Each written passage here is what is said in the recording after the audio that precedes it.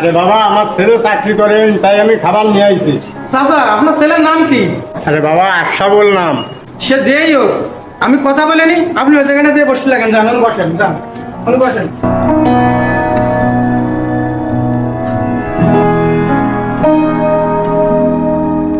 আসসালামু আলাইকুম sir. Sir, এই জায়গাটা একটা মুরব্বী আসছে, সে বলতেছে সে নাকি আপনার বাপ। আমি এখানে বসায় রাখেছি,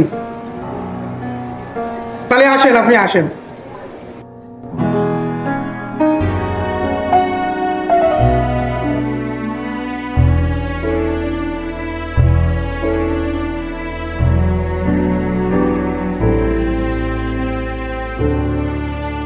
আসসালামু আলাইকুম স্যার। ওয়ালাইকুম আসসালাম। কি খবর? স্যার, এই একটা লোক আইছিল, ওইখানে বসায় রাখেছি, সে নাকি বলতেছে আপনারা। তাই?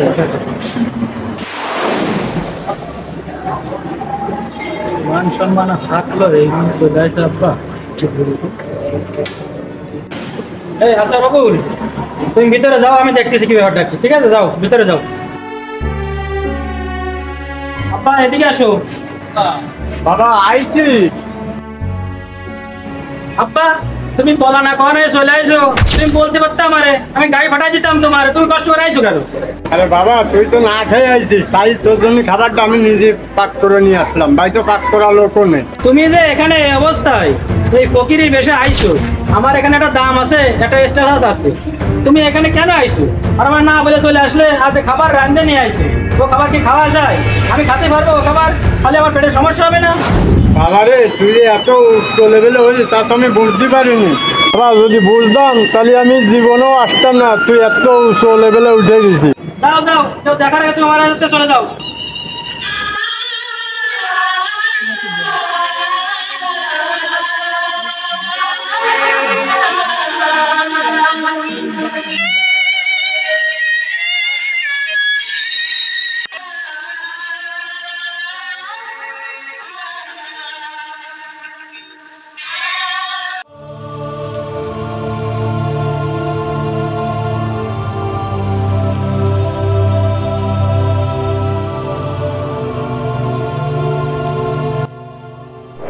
আরে কালাম, কি খবর?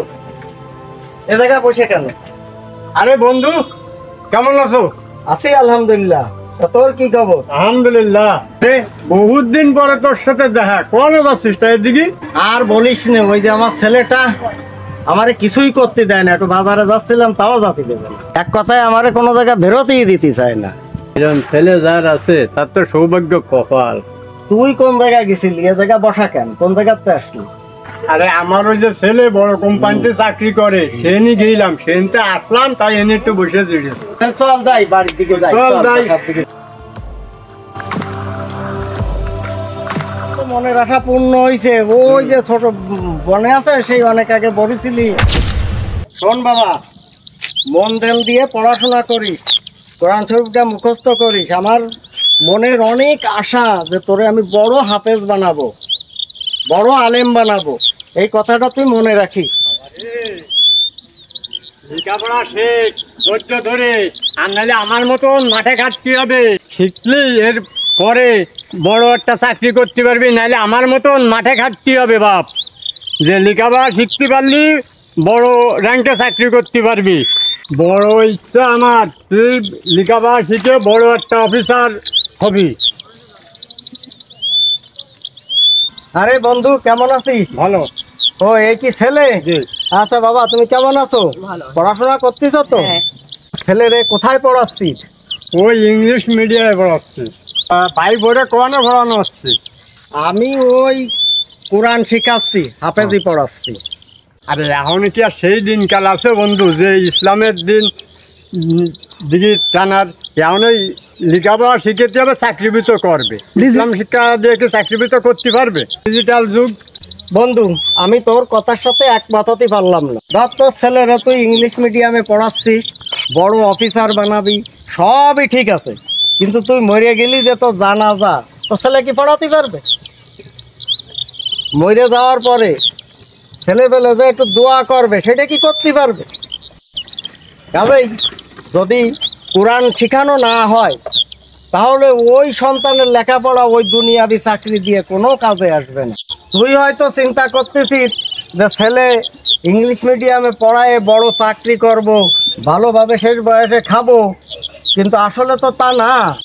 তোমার রিজিক আমার রিজিক আল্লাহ তো সেই অনেক আগেই লিখে রাখিছে। যা লিখে রাখিছে এর বেশি কিচ্ছু হবে না। তুই যদি মনে করিস তোর ছেলের ইনকাম খাবি, এটা সম্পূর্ণ ভুল ধারণা। আল্লাহ কি কপালে রাখিছে সেই ভালো জানে। ঠিক আছে দোস্ত, তাহলে থাকো, তাহলে আসি, তাহলে পরে আবার দেখা হবে ইনশাল্লাহ। আব্বু, আঙ্কেল কি বলে গেল?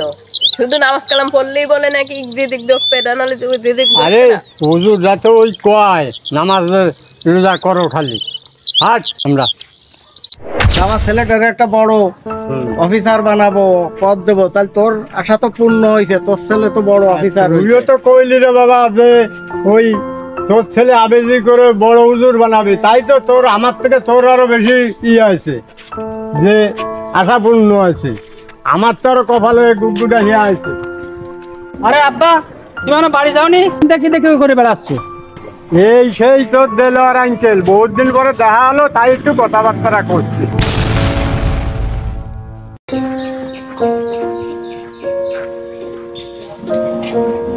বাবা সাবু, কি কি হয়েছে?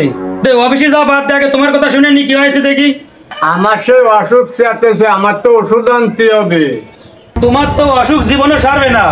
তোমার বৌমারা যে সময় আমি যাই শ্বশুর বাড়ি, সেই সময় তুমি পিছন থেকে কও যে তোমার টাকা লাগবে। আমি যাচ্ছি অফিসে, অফিসের টাইম হয়ে গেছে, তোমার অনেক টাকা লাগবে। ওড়ো, বাড়িতে বেরো। বাবা সাবু, তোমার মতো লোক থাকলে আমার এই সংসার করা হবে না, চাকরিও করা হবে না। যাও।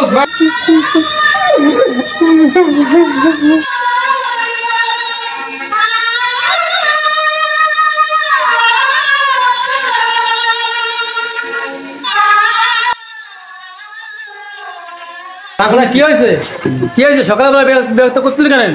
কিছু সাহায্যের জন্য আইলাম।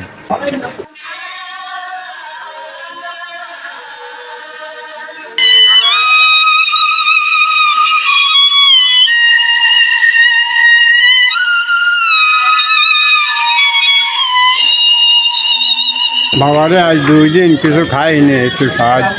আচ্ছা, আপনি কিছু খাবেন নাকি টাকা দেবো? টাকা দিলে ভালো হয় বাবা। আব্বু, গেল কে আছে গো? আব্বু, এই ভিক্ষুক লোকটা অনেকদিন খায় না, কিছু টাকা যদি দিতেন তাহলে লোকটা দেওয়া যেত। দেও। আচ্ছা আচ্ছা, এই নেন। ব্যাপার কি, এই মুরব্বী এরকম করতেছে কেন? এই মুরব্বী আপনার দিকে মুখ লুকাচ্ছে, কারণ দেখি। তা তো জানি না, তাহলে তো একটু দেখতেই হয়। দেখি। আরে কালাম, কি ব্যাপার?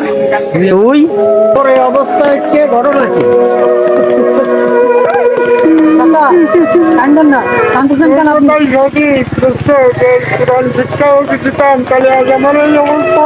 কেন, তোর ছেলে তোরে দেখে না?